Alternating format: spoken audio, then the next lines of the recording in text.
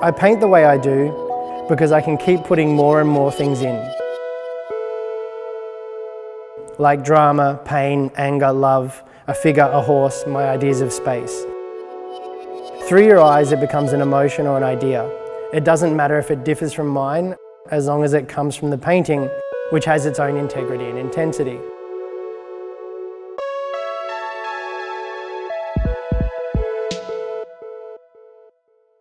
So I've got this lovely little house stencil.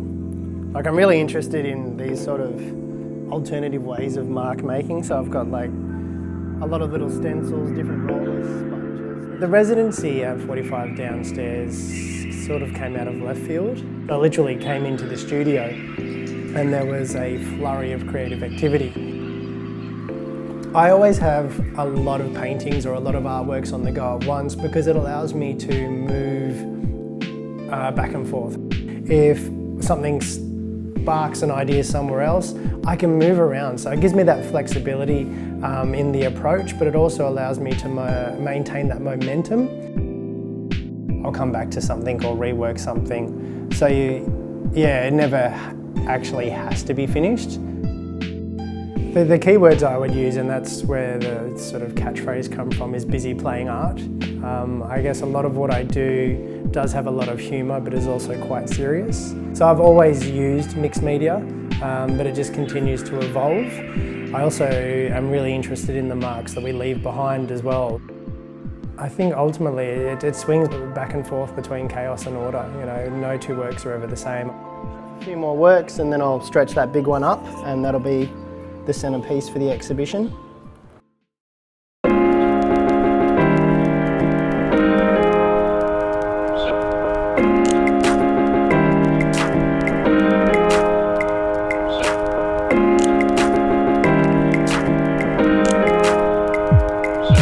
I would describe Rehgan as a very eclectic artist. In many ways, he's always trying new things all the time, so he's always reinventing and recapitulating the image. It's a part pop, part grunge. It's got a nice quality about it too. It's very Rehgan.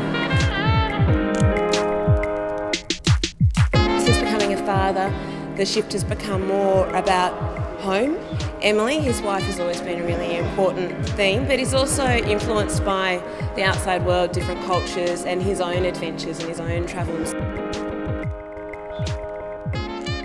So the show is called Art, Life, Love, Death, Immortality and a Respectable Haircut, and summarises, I guess, where I'm at the moment and also looking back over the past 20 years. About 5 years ago, my wife and I went to the Day of the Dead festival and then travelled through Mexico and South America for 6 months. Came home with a lot of ideas and inspiration based upon those experiences. I guess this work has also kind of woven into parenthood, marriage, building our family home, so there's also a lot of personal experiences tied into those themes as well. The big painting actually started as a sheet of canvas on the floor, and I leave that there and it picks up all the drips and the drops from other paintings. When I'm working on something, I'll clean the brush on that and then move on to something else. I call it contemporary leftovers. So it's kind of the leftovers from other works, but it also means that it's capturing the story of not only the other paintings, but the process of the work as well. So that sat on the studio floor for about 4 months, and just before the exhibition I stretched that up and spent 2 weeks working specifically on that painting. Mother is the name for God on the lips and hearts of little children. This one here is inspired by the quote that I mentioned previously, as well as one of my daughter's paintings. So I actually thought I would bring the painting in as well, so you guys can kind of see where this came from. So can everybody see that all right? Having grown up being raised primarily by my mother, I have the greatest of respects for matriarchs in our family. So this painting was a little bit of an ode, not only to my wife, but to my mother as well. For me, art and life go hand in hand. I think I've always viewed life through art. That's how I make sense of it. I guess that's how I decipher it and how I put it all back together. Honestly, this is all I've ever wanted to do, you know. Like I said in the artist talk, when I was 13, I wanted to be an architect. I thought it was going to be amazing. When I was 14, I was going to be a graphic designer, you know. And then when I was 15, picked up a paintbrush, never looked back, and that was it. I was sold. I knew then and there that I wanted to be a painter.